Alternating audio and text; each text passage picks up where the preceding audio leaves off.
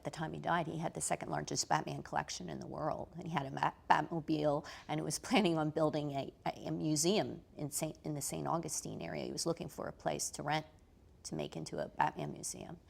He was a big collector of memorabilia. He loved, I think he was probably one of the biggest collectors of Batman memorabilia. And you would see, I mean, stacks and stacks and stacks of first edition toys that on the original box just packed up. I mean, his house looked like a warehouse.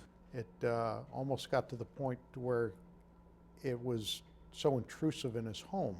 He had one room that he called his museum, and it was filled with Batman memorabilia hanging from the ceilings in a completely customized room just to keep his Batman collections. Well, Benji was in his 50s and back in the superhero days when he was growing up as a teenager. He had a fascination with the comic books, comic strips, anything related to the superheroes. And I guess, you know, it just took a bizarre form in collections, but he could afford it.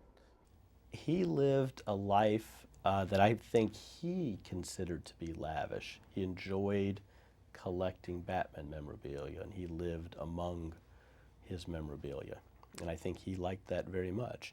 He has a home in a beautiful neighborhood on the Intercoastal in Fort Lauderdale, and that's a very desirable address. And I think that he felt very good about that.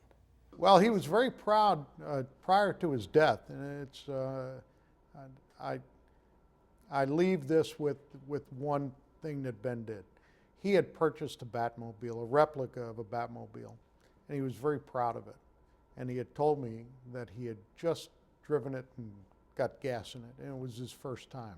Unfortunately, it was also the last time that he drove the Batmobile.